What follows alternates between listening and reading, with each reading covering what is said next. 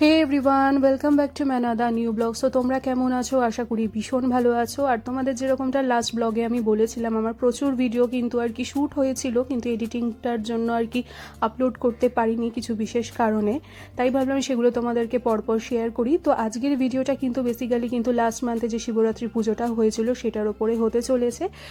তো এবারের পুজোর আর কি মুহূর্তটা দেখলাম যে দুপুর 12টা 12:30 থেকে শুরু হয়েছে। আমরা ঠিক করেছিলাম সেটা আর কি বিকেলের দিকেই দেব, তাই আর কি সারাদিন আমরা ফাস্টিং ছিলাম, উপবাস ছিলাম।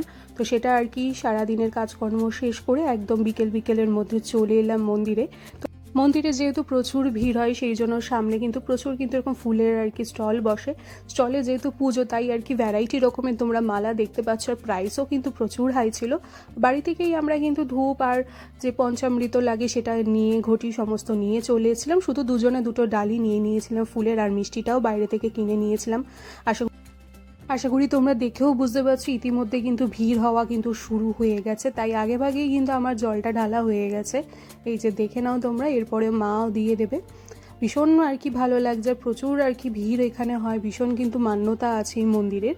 আর যদিও এবার কিন্তু প্রহরটা আর কি মেন যে প্রহরটা আর কি জল ঢালার থাকে সেটা সন্ধ্যে 6টা এই সময় থেকে শুরু হয়েছিল, কিন্তু আমরা লেট করিনি, আগেভাগেই চলে এসেছি। কারণ ভিড় হয়, প্রচুর লাইন হয়, আর বাড়িতেও পুজো আর কি দেওয়ার থাকে, বাড়িতেও আমার প্রতিষ্ঠিত শিব আছে, সেই জন্য আর দেরি করিনি। কারণ সারাদিনের একটা ফাস্টিংয়ের ব্যাপার থাকে, বাড়িতে গিয়ে আবার একটু রান্নাবান্নারও ব্যাপার আছে, তাই আর কি আর দেরি করিনি। তো পুজো কিন্তু মোটামুটি আমাদের এবার এইখানে দেওয়া কমপ্লিট হয়ে গেছে। আর এর আর কি এই মন্দিরের সাথে সাথে তোমরা দেখতে পাচ্ছ হনুমানজিও রয়েছে, আর এদিকে কিন্তু মা কালী, পঞ্চানন, বড় ঠাকুর সমস্ত কিন্তু রয়েছে। সেখানেরও পুজোটা দেবো। তো একটা ব্যাচ কিন্তু অলরেডি পুজোর জন্য বসেছে, তাই একটু আর কি এই দিকটা ওয়েট করছিলাম। আর ঠাকুরের জন্য দেখো, কালী ঠাকুরের জন্য কিন্তু 108টা এরকম মালা নিয়েছি, পঞ্চানন ঠাকুরেরও কিন্তু নিয়েছি, তাই সেগুলো কিন্তু এবার 1 by 1 দিয়ে দেবো। আর পুজোর দিনে দেখবে ফাস্টিং করলে কিন্তু খুব একটা সমস্যা হয় না, এমনি আদার্স ডেতে যদি না খেয়ে থাকো কীরকম একটা গা গোলায়, কিন্তু পুজোর ক্ষেত্রে আমি বিশেষ আর কি দেখেছি কোনো রকম কিন্তু সমস্যা হয় না। হতে পারে সেটা ঠাকুরের আশীর্বাদেই পুরো দিনটা আমরা কিন্তু না খেয়ে এভাবে কাটিয়ে দিতে পারি। তো ভিড়ও কিন্তু এদিকটা আর কি প্রচুর হয়ে যাচ্ছে, আর এদিকে কিন্তু গেট দিয়ে দিচ্ছে, তাই আমরাও আর দেরি করলাম না, আমরাও কিন্তু এই ব্যাচে বসে গেলাম। এই ব্যাচটাই কিন্তু এবার কালী ঠাকুর আর পঞ্চানন ঠাকুরের পুজোটা আমরা দেবো। তার আগে কিন্তু এরকম দেখো ফুল আর মালা আর মিষ্টি যেগুলো কিনেছিলাম সেগুলো কিন্তু দিয়ে দিচ্ছি। আর এর মধ্যে দেখো মাও কিন্তু ঠাকুরের জন্য কিন্তু এরকম একটা মালা পরিয়ে দিচ্ছে। কিন্তু ইদানিং আমি প্রত্যেকটা মন্দিরের ক্ষেত্রেই দেখছি আর কি যে মালাগুলো আমরা আর কি পরাই বা ফুলগুলো দিই সেগুলো কিন্তু বেশিক্ষণ রাখে না, মানে 5 মিনিটও কিন্তু ঠাকুরের গলার কাছে আর কি রাখতে দেয় না। সব কিন্তু যারা মন্দিরের কর্তৃপক্ষ থাকে তারা সেটা উঠিয়ে নেয়। এটা একটু খারাপ লাগে যে এত কষ্ট করে আমরা এত ভালোবেসে আর কি মালা ফুল সমস্ত কিছু কিনি, সেগুলো কিন্তু একটুও থাকতে দেয় না, আমাদেরই চোখের সামনে সেগুলো সরিয়ে একদম সঙ্গে সঙ্গে আর কি সরিয়ে নেওয়া হয়। এইগুলোর ক্ষেত্রে আমি বলবো কিছুক্ষণ অন্তত ঠাকুরকে যে আমরা ভালোবেসে বা আমাদের যা আর কি মনোকামনা থাকে সেইটা আমরা হিসেবে আমরা মালা ফুলগুলো দিই, সেগুলো কিছুক্ষণ অন্তত ঠাকুরের গলায় রাখতে দেওয়া উচিত। কিন্তু কিছু করা নেই, জানি না কেন এখন সবাই এরকম করছে। তাই ভেতরে মালা ফুল সমস্ত দিয়ে এসে ভেতরটায় যেহেতু আর কি ধূপ মোমবাতিটা জ্বালানোর নিয়মটা আর কি নেই, সেই জন্য বাইরেটা এসে আমরা দিয়ে দিচ্ছি। বাইরেটা এরকম দেখো নন্দী ঠাকুরও রয়েছে, নন্দী ঠাকুরের কাছেও কিন্তু আমরা মোমবাতি, ফুল, মালা, বেলপাতা সমস্ত কিছু দিয়ে দিচ্ছি। এখানেও কিন্তু ঠাকুরের জন্য মিষ্টি দিলাম। আর এই দিকটাও দেখো ঠাকুরের যেখানে আর কি বলি হয় সেই হাঁড়ি কাঠটার এখানেও কিন্তু ধূপ মোমবাতি সমস্ত দেওয়া হয়, এখানেও লোকে পুজো করে, তাই কিন্তু আমরাও এখানটা দিয়ে দিলাম। আর আমরা একটু বাইরে অপেক্ষা করছি, কারণ আগের যে ব্যাচটা ছিল তো সেই ব্যাচটার কিন্তু পুজোটা মোটামুটি শেষ হয়ে গেছে, আর যে পুরোহিত ছিল তিনিও একটু বাইরে গেছে, তাই এর পরের আর কি ব্যাচই আর কি দিতে হবে, নাহলে প্রচুর ভিড়টা হয়ে যাচ্ছে, তাই আর কি বাইরে অপেক্ষাটা আর কি করছি। আর এই যে এদিকটা এবার কিন্তু গেটটা বন্ধ করে দেওয়া হবে, কারণ লাইনটা এদিকে পড়বে, তাই আমরা এই সাইডটায় আর কি চলে এসেছি। এরপরের আর কি আমরা এবার দিয়ে দেব পুজোটা।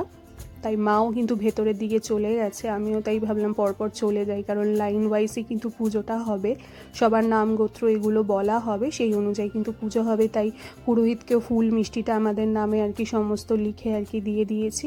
এরপর কিন্তু আমরা পুজোতে বসে যাব। প্রত্যেক পুজোতেই কিন্তু এই মন্দিরে কিন্তু এরকম ভিড় হয়। কালী পুজো বলো, পঞ্চানন বলো, বড় ঠাকুর বলো, মা ষষ্ঠী বলো, সামনে যেহেতু আর কি হনুমান জয়ন্তী আসছে সেই উপলক্ষেও কিন্তু এখানে খুব ভিড় হয়। আমার ইচ্ছা ছিল তোমাদেরকে এখানে আর কি দাঁড়িয়ে থেকে কথা বলবো, কিন্তু প্রচুর গান চলছিল, যেহেতু পুজো রয়েছে মাইক বাজছিল, সেই জন্য কিন্তু ভয়েস ওভারই আমায় দিতে হলো। আর তোমরাও কীরকম তোমাদের পুজোটা সেলিব্রেট করেছো, কাটিয়েছো, সেটাও কিন্তু জানিও। আর আমাদেরও দেখো পুজো কিন্তু এবার দেওয়া হয়ে গেছে। পুরোহিতের দক্ষিণা দিয়ে প্রসাদটা কালেক্ট করে আমরা একটু হাঁটতে হাঁটতে আশেপাশটা আর কি বেরোলাম, এরপরে বাড়ি ফিরবো। তার আগে দেখলাম এখানে শিবরাত্রি উপলক্ষে কিন্তু খুব সুন্দর একটা ছোট্ট ওপরে কিন্তু একটা ক্লাবের মাঠে কিন্তু এরকম মেলা বসেছে, তাই ভাবলাম তোমাদেরকে একটু ঘুরে দেখে নিই। মাও ভাবলো এখান থেকে জিলাপি নেবে, কটকটি নেবে, তাই আর কি কী কী স্টল বসেছে সেগুলো একটু দেখিয়ে দিই। কারণ মেলা তো সবারই মোটামুটি ভালো লাগে, কারণ এরপরে আর কোনো সেরকম বড় ফেস্টিভ্যাল নেই, মেলাও সেরকম খুব একটা বসে না, কারণ একদমই গরমকাল। এটাই আশা করি আমাদের এই এরিয়ায় লাস্ট এরকম আর কি মেলাটা হচ্ছে। মেলার এন্ট্রেন্সটা এরকম করেছে, আর ঢোকার মুখেই কটকটি, আর এইদিকে দেখো ছোট এরকম ছোট জুয়েলারি, আচারের স্টল দুটো এরকম দিয়েছিল। ছোট্ট একটা আর কি মাঠের মধ্যেই মেলাটা হয়, আর তাই ভাবলাম ঢোকার আগে তোমাদেরকে দেখিয়ে দিই। আর ইয়াররিংসগুলো যেগুলো দেখতে পাচ্ছ এখন দেখো, এগুলো কিন্তু মাত্র 30 রুপিস করে ছিল। আর ছোটো ছোটো ক্লিপস বলো, গলার নেকলেসও ছিল, এগুলো 50, কোনোটা 100 এরকম করে এখানে পাওয়া যাচ্ছিলো। মোটামুটি কালেকশনগুলো ছিল, আমি আর নিলাম না, কারণ দুর্গাপুজোয় যেহেতু নিয়েছি সেই জন্য খুব একটা আর আমার এবার নেওয়ার ইচ্ছা হলো না। পরে অন্য কোথাও আদার্স গড়িয়াহাট বা স্প্ল্যানেড গেলে কী কী নেবো সেগুলো তোমাদেরকে শেয়ার করব। এরপরে মেলার ভেতরটায় চলে এলাম। ভেতরেও আরেকটা এরকম বড় দুটো এরকম দেখো জুয়েলারি স্টল দিয়েছিল, এগুলো কিন্তু সব এখানে 100 করে। আর যে ক্লিপসগুলো দেখতে পাচ্ছ এগুলো 30, কোনোটা 20 এরকম করে। আর দেখো যে ইয়াররিংসগুলো আমি দেখাচ্ছি এগুলো কিন্তু 30 রুপিস করে পাওয়া যাচ্ছিলো। তো ভ্যারাইটি দেখলাম রয়েছে, আমার মায়ের একটা পছন্দ হয়ে গেছে এরকম ছোট্টর উপরে আর কি বসা ইয়াররিংস, তাই ভাবলাম মাকে এটা কিনে দিই। তো কিনে নিয়ে ভাবলাম দেখো আরও কী কী আছে একটু দেখা যাক। তখনও মেলা আর কি সেরকমভাবে বসেনি, বললো আরও 2-1টা স্টল এরকম দেবে, আর 1 সপ্তাহ মেলাটা আর কি চলবে যা বলছিল। এই স্টলেরই ভেতর দিকটায় দেখো আরও বেশ কিছু জুয়েলারি কালেকশন তোমাদেরকে একটু দেখিয়ে দিচ্ছি। এরকম দেখো হাতের বেশ কিছু কিন্তু ব্যাঙ্গলস বা চুড়িরও তোমরা কালেকশন আশা করি দেখতে পাচ্ছ, এগুলো কিন্তু 100 রুপিস থেকে স্টার্টিং ছিল। আর এই দিকটায় দেখো বেশ কিছু কিন্তু দেখো পার্লসের মতো এরকম কিন্তু আর কি মতি যেটা হয় সেই রকম চোকার পাওয়া যাচ্ছে, এমনি নেকলেসও ছিল, এগুলো কিন্তু মাত্র 100 রুপিস করে এখানে পাওয়া যাচ্ছিলো। আর এই চোকারগুলোর সাথে কিন্তু ইয়াররিংসও ছিল। আর এদিকে ছোটোখাটো কুটকাট লিপস্টিক আর কি একদমই আর কি কোনো আনব্র্যান্ডেড আর কি লিপস্টিক বলো, নেল পলিশগুলো ছিল। আর এগুলোও কিন্তু এই মেলা হলে কি হবে, একদমই ফিক্সড প্রাইস আর কি এখানে যা বললো। অনেক কিছু কালেকশন এমন থাকে দেখবে তোমরা, সেগুলো পার্টিকুলারলি মেলাতেই আর কি ঘুরে আর কি কিনতে পারা যায়, এমনি কিন্তু কোনো কসমেটিক্সের দোকান বলো বা এরকম জুয়েলারির দোকানে গিয়ে বলো সেরকম পাওয়া যায় না, বা তুলনামূলকভাবে দামগুলোও বেশি নেওয়া যায়। সেই জন্য কিন্তু মেলাতে একটু আমরা প্রিফার করি এরকম খুটখাট আর কি টুকটাক জুয়েলারিগুলো কিনে নেওয়ার।